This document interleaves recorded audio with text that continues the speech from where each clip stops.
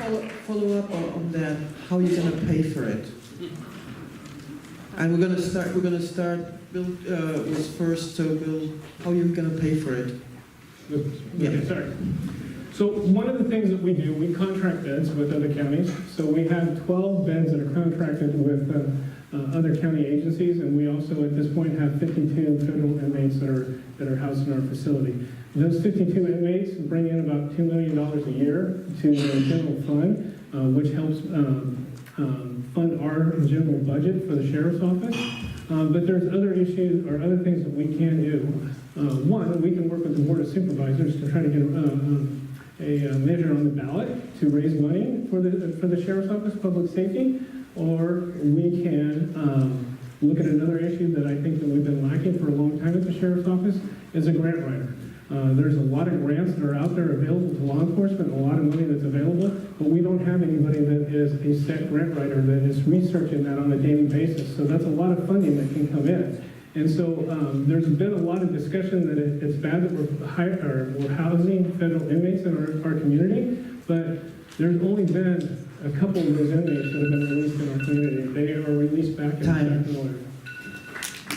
The budget is controlled for the Sheriff's Office by our Board of Supervisors. You have to have a transparent relationship with the board in order to come to a negotiation where they believe that the services that you are already providing are not adequate and that you need more staffing. Again, part of that discussion has to be about the intentional vacancy rate of not filling positions to cover some of the finances that you would have gotten for those positions as your overtime. I think looking at operational process and assuring that all of our resources are allocated in the right place is the first thing that we need to do. We need to make sure, instead of looking at we can do more with less, we have to do our core values when we look at our budget and we don't think we have enough money to staff a jail or to staff dispatch or to staff the important positions in public safety. The core part of that relationship, though, with our Board of Supervisors has to be transparent. So my job as your sheriff is to be accountable to you with how we spend our money. So the first thing that I'm going to do when I go in is do an organizational assessment. Look at our staffing structure, look at our deployment strategies, look at where people are assigned, and seeing if we're using best practices. That's first. And if we have to do some reorganization, we'll do that. So the next step is we're going to go ahead and look at other funding sources. There are grant funding sources out there. There are not as many as there are, but to look at other sources. And then to go ahead and look back to the Board of Supervisors after you do the organizational assessment and say, look, I've done what I can to cut resources here, to save funding here. But you know what? Currently in Truckee, there's only 2 deputies assigned 24/7. A lot of people don't know that. So that means they're not getting 24-hour coverage for law enforcement services on the eastern side of the county. Board of Supervisors, is that okay with you? It's not with me. So can we really consider some additional allocation of funding? We do have 2 officers assigned to Truckee full-time, but we also have a sergeant that is also assigned full-time to go from our Nevada City office to cover the day shift portions of a lot of the services at the Sheriff's Office in our eastern county. I just want to make sure that's clear.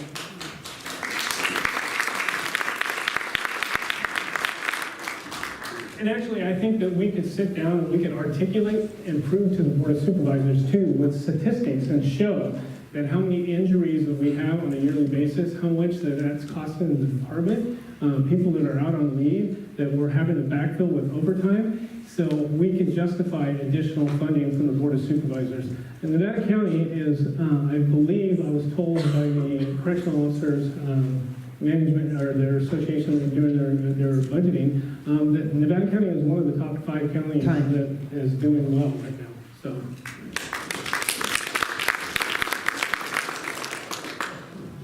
Talking about staffing and presence and being also in touch or out of touch with the communities, how would you assure that the more remote areas like North San Juan, the town of Washington, get an adequate response, and how can you, with the current budget and the current budget process, what can you do to make that better? Well, it goes back to what we were saying with Truckee. Just because you have a sergeant, you still don't have 24/7 coverage. What these areas are looking for is they're looking, Town of Washington, North San Juan, Soda Springs, is engagement by the sheriff's office. When there's a theft issue in the community, they want to feel like the sheriff's office cares about it. So as far as deployment, my strategy is that we'll put a team together to target these trends with thefts. Right now, there's a big theft issue in the North San Juan area. We would assign the deputies on a team to go up there and address that issue. When we had an issue in the area of Boreal with the snowboards being taken, we created a team to go up there and address that, to address the alcohol use in the parking lot by the kids. It doesn't mean we can do it 24/7, but we sort of allocate our resources strategically. So again, that's one thing that I promised the Deputy Sheriff's Association and the Sheriff's Management Association, that I would advocate for additional personnel for our department and show proof of why we need that. One of the things that I would like to do is the Narcotics Task Force. I don't believe that we're utilizing the resources that we have in there right now with the changes of law, with Prop 47 that have lowered a lot of felonies down to misdemeanors. We're now basically writing tickets to people for possession of methamphetamine, cocaine, heroin, and what I would like to do is I would like to reallocate those officers and get buy-in from surrounding agencies. So what we can do is come up with a specialized unit that would address the major issues that are affecting our community, both in the city limits too. And the thing with like Truckee is 32, the town of Truckee is 32 square miles. Our calls for service up in the Truckee area does not justify to have a 24-hour deputy up there. We usually average around 300 calls or 300 case numbers a year up there, so it doesn't justify to have 24-hour coverage.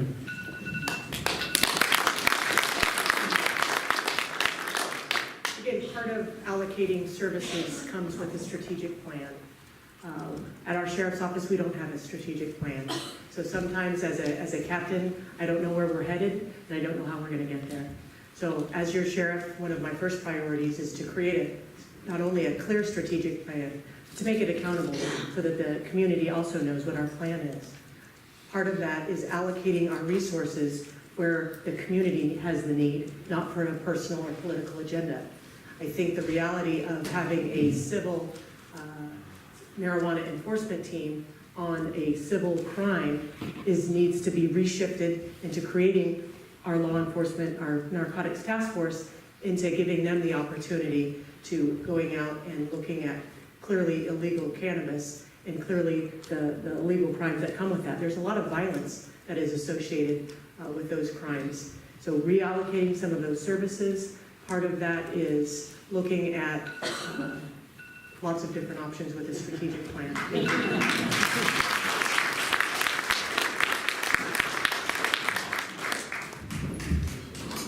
And I have a whole bunch of questions, and I'm gonna sum them up. And how are you going to keep our kids safe in school? Jenna, you go. I think all law enforcement needs to prioritize safety for children, let alone whether they're in school, whether they're at home. Studies have been shown to say that violence is taught in the home. So if we can get violence, if we can provide resources for domestic violence, for issues with children in their homes, it'll also impact down the road, maybe preventing crimes in the future. Protecting our children in our schools takes a proactive enforcement of making sure we have plans in place, making sure that we have collaboration with all of our school administrators, knowing that public safety for schools, especially in the climate of today, is so important. We have to have those communications not only with our superintendent of schools. We have a monthly safety meeting that I've attended since I've been the operations captain, so that we can get all of the principals from all 26 of our school districts together so that they can talk about the trends and that they see on their campuses, and we can provide information from a law enforcement perspective. So two things come to mind to me. First off, the sheriff's office, the sheriff is responsible for signing off on all the safety plans of every school in Nevada County. What we need to do is make sure that those are up to date, they have best practices in place. Then, we need to go into the schools, and we need to train the children and the teachers on how to deal if an active situation, active shooter comes on campus. And we need to bring the deputies in, but we don't come in with our SWAT team gear to scare the kids. We come in to just be there to show support. The other one that's not in place is I will create a multidisciplinary team that allows confidential information to be shared between the schools and law enforcement so we can hopefully prevent an active shooter incident before it occurs. Thank you. So every school is mandated by state law to have a safety plan every year. It's re-looked at every year. One of the things that we currently have right now is 2 school resource officers for the unincorporated area of Nevada County. By advocating for additional personnel, that's another thing that I would like to do is add an additional school resource officer to the elementary schools.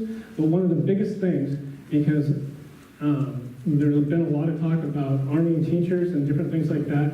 In the state of California, there's gun-free zones. Governor Brown actually signed AB 424 that actually has taken the authority of a superintendent giving the person authority to carry a concealed weapon on school grounds. So that's out of place. So what we need to do as law enforcement is we need to be there. We currently do walkthroughs with our SED team, the Special Enforcement Detail team, when the schools ask us to do so. Our school resource officers also have input regarding the safety plans that the schools come up with. And so what we need to do is just do more training with the schools and provide that safety to them. Time.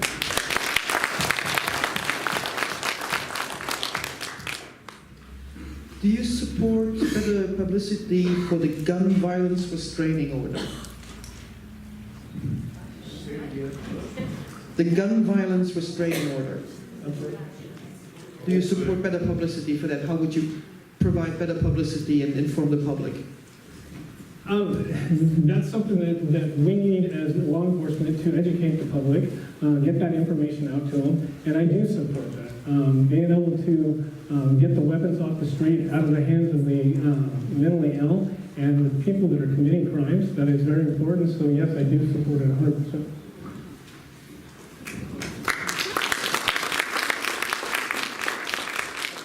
Working with the mental health board, I've had the opportunity to have a relationship and a ability to have communication with Amanda Wilcox.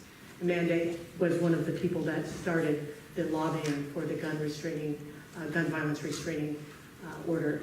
I've sat down with Amanda, I've looked at the order, she's provided me with a lot of the information, and that comes from a very personal position that Amanda has. The reality of gun violence restraining orders is it does have the power of prevention. When people are in crisis, when people are making threats that have weapons, whether it's a family member or definitely when it's law enforcement, we have now the ability to seize a firearm to hopefully prevent violence. That order goes in front of a judge. So it's through due process. And the biggest takeaway that I had after listening to Amanda is it's not only the restriction of possessing that gun, but it also gives a waiting period so no one can possess the gun afterwards through due process.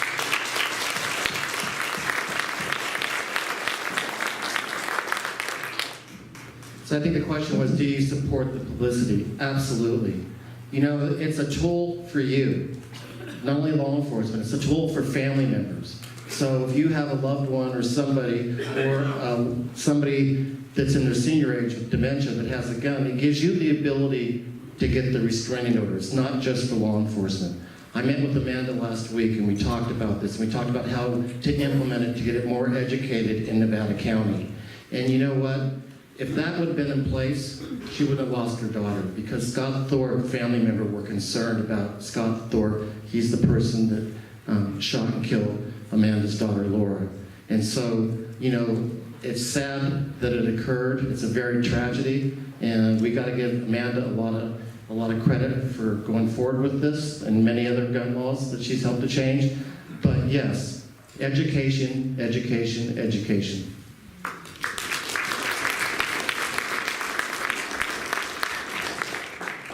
In that, continuing on the same line of questioning, what will you do? How will you train and, if necessary, discipline staff if they refuse or fail to report violently mentally ill person and these persons continue to have access to firearms? What can you do within the department to curtail that? So I think what you're trying to say is, what will we do in the department to hold the officers accountable?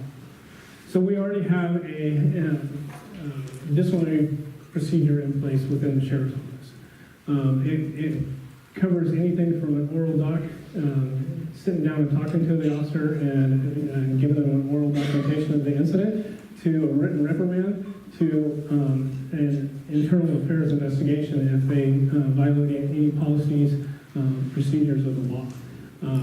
That's one thing that I will bring is integrity, honesty, and the transparency to the sheriff's office as your next sheriff, and I will hold my officers accountable for those actions that they do. If they're doing a good job, I will praise them. If they're doing a bad job, they will be held accountable, just like anybody else. It doesn't matter if you're wearing bars, stripes, stars, whatever, you will be held accountable for any actions that you do. Thank you.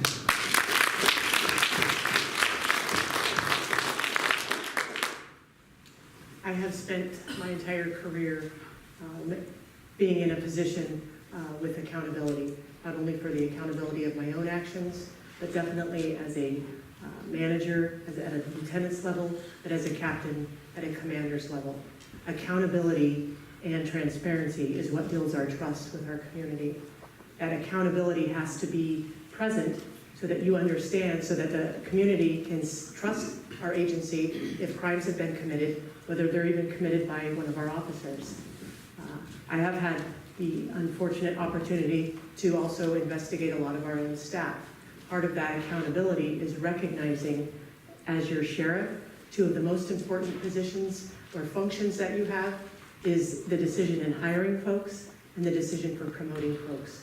So hiring the right people, but definitely that promotion process, assuring that the people are being promoted because they want to be supervisors, they want to keep people accountable, and providing the best service that we can in our sheriff's office. Thank you. Well, I'm trying to keep track of the question. It was pretty specific to mentally ill. How would you deal if somebody Yes. wasn't incarcerated? Yeah. And what would you do if somebody didn't report it? Well, first of all, you have to have proper procedures in place so people understand what to follow. Secondly, you've got to have supervision. You've got to have people supervised so they are, mentored, they understand, they're held accountable. Third, if somebody makes a mistake, you discipline them and they hopefully learn from it and move on. If somebody doesn't report an incident to you, then they're held accountable as well.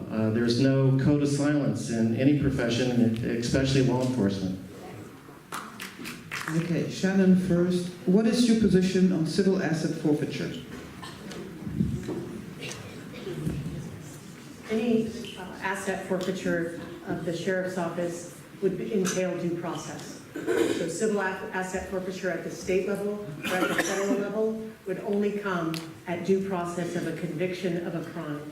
That would increase clearly the asset forfeiture coming in if the people were using funds, equipment, things of that order, but after due process with a conviction of a crime, not to just go out in broad brush and start taking property from folks without even bringing a case against them through our district attorneys. So my stance on that is through due process, yes, I believe in asset forfeiture. So at Grass Valley, we used best practices for policies and procedures. We used a company called LexiPool, and that company looked at case law, they looked at litigation, and they looked at what you should do, a whole host of things. And then my job as chief was to approve the policy, revise the policy. So asset forfeiture is a tool that used to be used a lot by law enforcement. Now it's not used as much. There is a place for it, but there's procedures in place that make it so it's transparent for the people that are going through the process, and the people that are being dealt with through a civil asset process have their due process in court.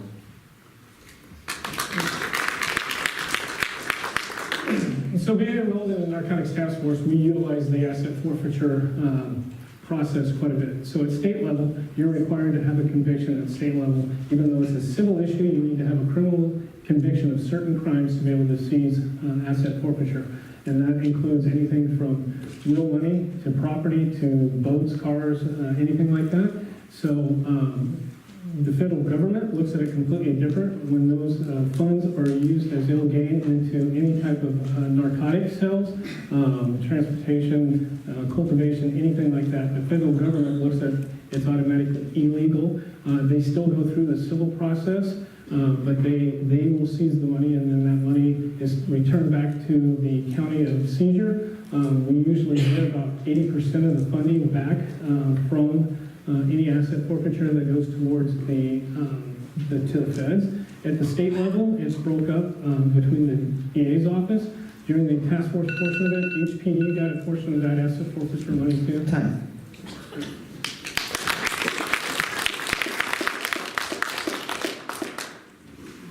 Now let's talk about the MRAP. The sheriff has obtained some military equipment, including an MRAP. How do you feel about the militarization of the sheriff's department and law enforcement in general, and would you pursue the same or get more equipment or less?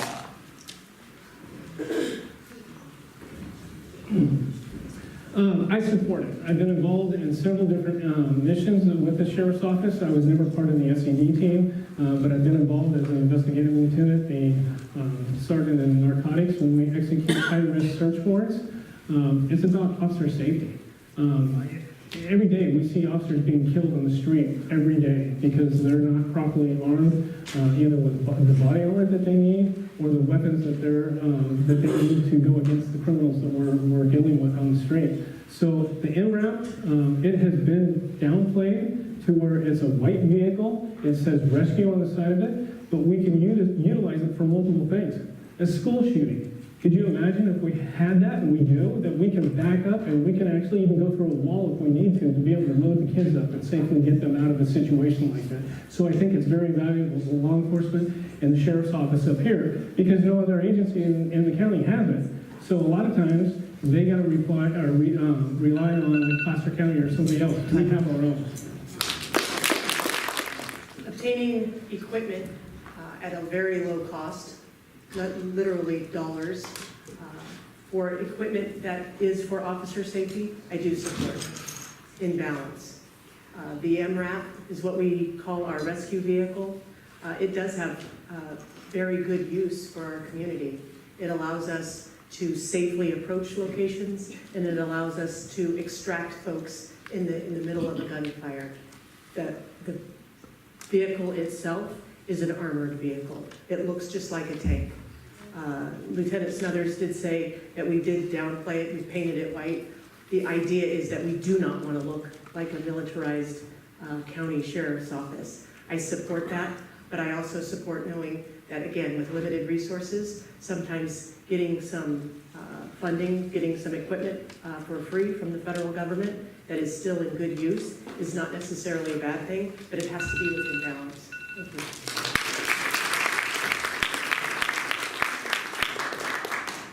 So the AMRAP, the armored vehicle, it's a tool for the toolbox. It's something that keeps the officers safe, and it is used to do rescues and operations. But, you know, it's, from what I heard, it's too big. Something smaller would be better. There is some cost with it, but, you know, it is a tool. I would evaluate if there would be another tool that we could use, but it's nice to have that tool and that asset available. The bigger concern is the perception of militarization of law enforcement. And what we need to do is we need to communicate to the community. We need to have the community come look at the vehicle. We need to have the community explain what the vehicle is used for and let them know that, no, we're not militarizing our police department. This tool's for you to keep us safe. And I think if the community understood that and we outreached more to the community to educate them on our tools, all our tools, I think that you'd have a more supportive community.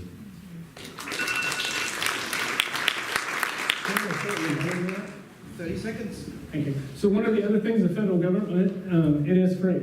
If you're looking at a bear cap, and most agencies have, like Placer County, you're looking at a couple $100,000. We don't have that. So when we're able to obtain free items like that from the federal government, we're going to accept it. And over the years, we've accepted things like night vision. When you're talking about night vision that we use for our officer safety and when we're executing search warrants, our SWAT team uses it, SED team uses it for officer safety and being able to approach a residence. And those items are anywhere between 30 seconds. $1,500 to $2,000 for a headset. So it is nice to have those additional times given to us. So here's a question from a member of the GV Crime Watch. Can you tell us how you will deal with homeless camps? Again, part of looking at homeless camps is recognizing that to be homeless is not illegal.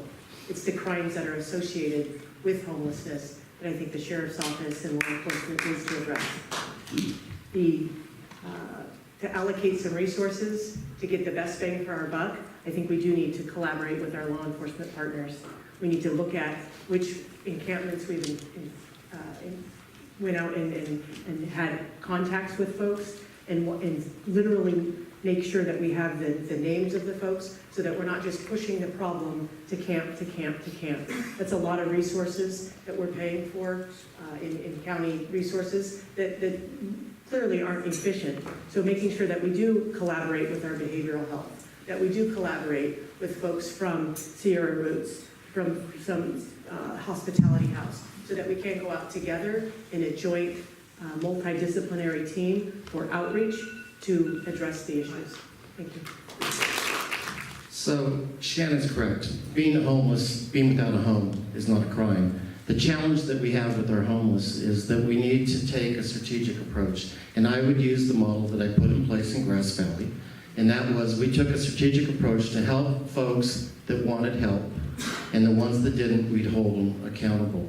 And working with the camps, we need to get these people, law enforcement's not the solution. What's the solution for homeless? It's getting them into housing, getting them mental health and substance abuse treatment, getting them job training. But pointing to law enforcement, it's like your problem. We will help with the solution, but the solution needs to come from the community.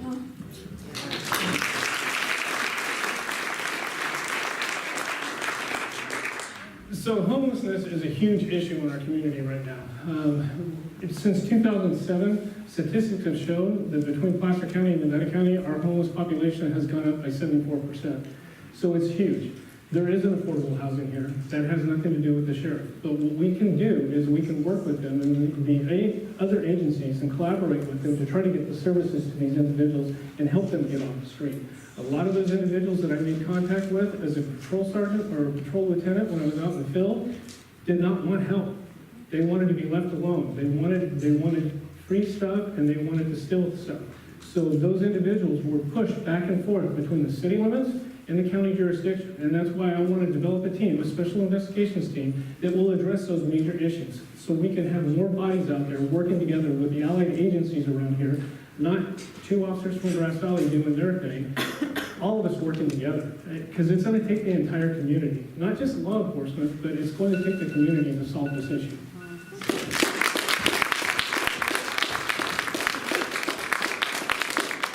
One more question on the same topic. What would be your policy? Would you continue the quote-unquote catch and release policy when it comes to homeless?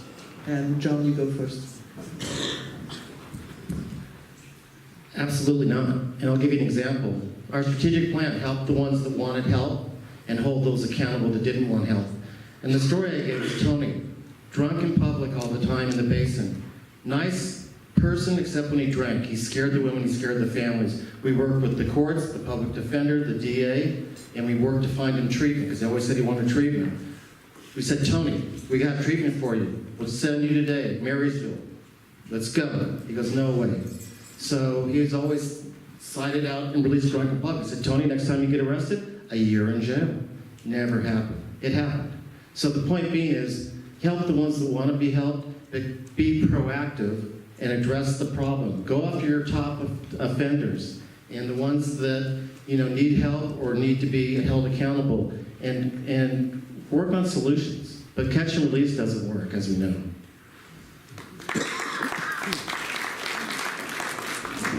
So like I said before, I believe that we need to try to get the services to those individuals as much as possible. If they want help, let's get the help for them. But the individuals that are out there that are committing the crimes, like vandalism, urinating in public, stealing from people, we need to work with the property owners that they're trespassing on. We get letters on file with us so we can actually do something in the absence of a property owner, and we can cite them for trespassing. But a lot of the crimes that they're committing are misdemeanors. So what we're doing is we're writing tickets to these individuals and we're pushing them off the property.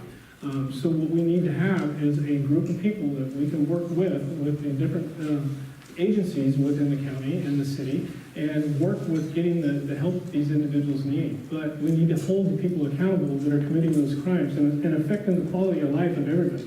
I talk to a lot of people that don't even want to go to the local grocery stores anymore because they're afraid they're going to be accosted. So we need to do everything in our power as law enforcement. A lot of people blame the justice system and the DA's office, but we need to hold them accountable as law enforcement.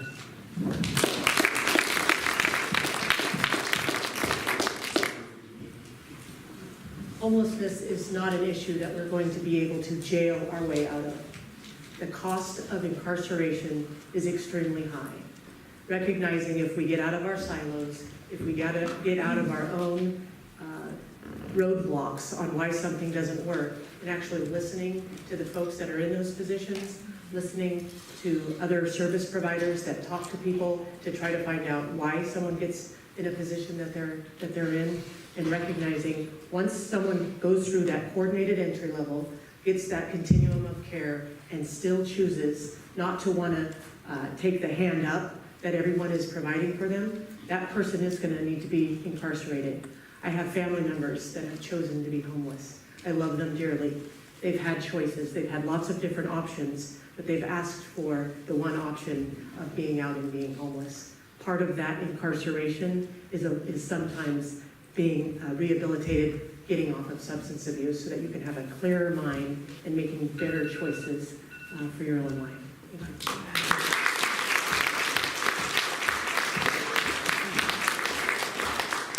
And the last question from the public for the evening. What do you think is the single most important qualification for this job? And do you have it? I think there's several different qualifications that's needed for this job. One is experience and knowledge. The Nevada County Sheriff's Office is unlike any other law enforcement agency in this county.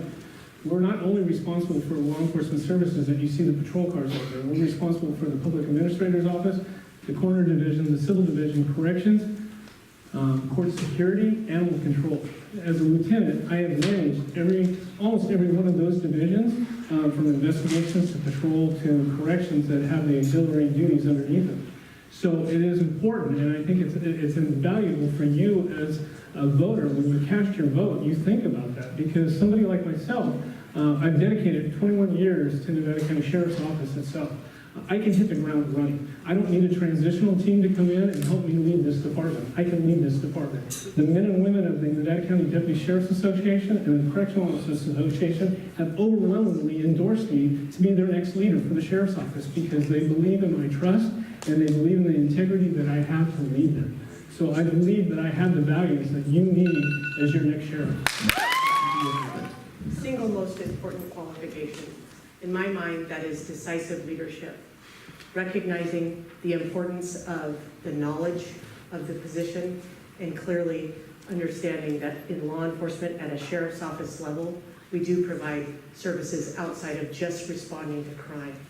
We have the Corrections Division, we have our Coroner Division, and our Public Administrative Divisions. So part of that is the experience, but also part of that is understanding sometimes you have to have the courage to make the tough decisions, and you have to have the experience to make sure, and the expertise to make the right decisions. And I'm asking for your vote in June of 2018 because I do believe I have those skill sets, and I look forward to earning your vote for sheriff in 2018. Thank you.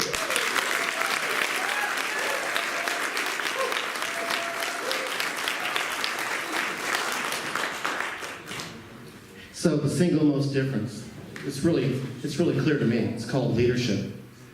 Both these people are very nice people, but but they've never been a leader. They've never led an organization. Have they hired people? Have they made the final decision on discipline? Have they put people on performance improvement plans?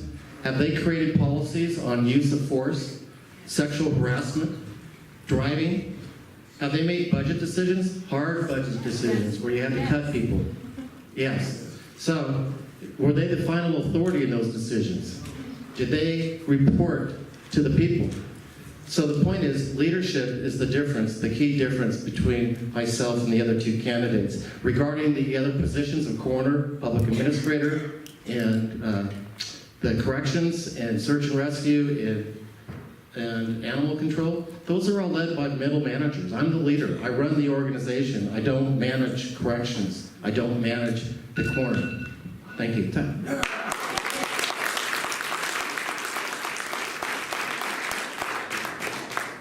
And we are going to go to closing statements, and the candidates get 2 minutes each. I'm going to go in reverse order, so Bill, you're up first. 2 minutes. Again, I'd like to thank the Nevada County Democratic Party for hosting this tonight and the engagement from the community that has come out, because it is a very important decision to make. John speaks of being a leader. Myself, I've always led by an example since I've been in law enforcement. That's the way I was brought up by my parents, in my personal life, with my family. And if you're going to be a good leader, you need to know what your managers are doing. That's something that I've held in almost every position within the sheriff's office. I have either supervised it, been it, managed it, and I have also been involved in the budget process and disciplinary process within the sheriff's office, making those tough decisions to the recommendations to the leader to make the final decision if that individual is going to be terminated or demoted or loss of pay. So I've done all the steps for that leader. He's just making the final decision. So I have the ability to make those hard decisions and hold those people accountable. And I told you, it doesn't matter if you're a slick sleeve, stripes, stars, bars, or anything else. If you do something wrong in the organization, I will hold you accountable. I am fair, firm, and concise with my decisions, and I lead by example. And I think that being a leader by example, I would not ask anybody to do anything that I haven't done myself or could do. So that's what I'd like to say to you. And please do your homework on the candidates. And if you have any questions, I have a web page, I have a Facebook page, there's a cell number that I have with me all the time. If there's something that you weren't able to ask, please give me a call. I'm willing to answer those questions for you because I look forward to serving as your next sheriff of Nevada County. Well, I know I have 2 minutes, but I just want to thank you for coming and sticking through this. I really, I'm honored that you're here. So I just ask you to pick the best candidate, because that's our responsibility as a voter, is to pick the best candidate. Pick the candidate who has the best leadership ability, the vision, and the vision for the sheriff's office, and the ability to meet that vision that the community expects. So look at the leadership experience, because there is a difference in the leadership experience of the three of us. And I'll tell you that being a leader of an organization is a big difference than being a manager.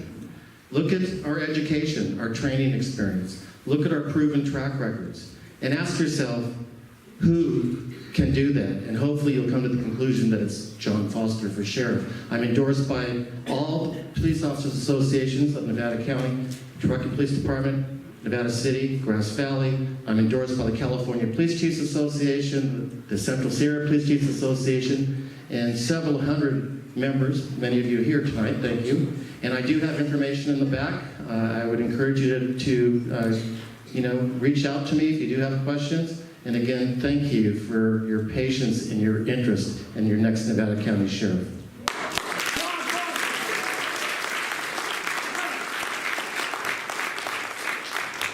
Engagement in our community is outstanding. Clearly, when we have competition, we create this energy. And I love the energy of the competition, the energy of what we have forward with having a new sheriff in our community. I will say, I was born in Nevada County. I watched my father, with pride, give public service to this community as I was growing up in this community. I saw his dedication and his professionalism, and he inspired me to want to focus my own career to be a public servant. This community is changing, clearly. That's what happens when we grow into the decades that we've had with the growth in this community. But I think we do have to recognize that we want to assure that we keep our values of what makes this such a great place to live. For 27 years, in 3 different divisions, working for 4 different sheriffs, I have seen what has worked in this community, and I have seen what has not worked in this community. I want to be transparent with the Sheriff's Office services that we provide here in this community. I want to do that by implementing a very clear strategic plan. I want to update and publicly release the departmental policies that we have at the Sheriff's Office. And I also want to assure when we create our budget, it is reflective of our operational needs. Nevada County, you have a tremendous opportunity in 2018. I stand alone, again, as being the qualified candidate to be transformational and operational on day 1. I ask for your vote in June of 2018, and I look forward to earning your vote. Thank you.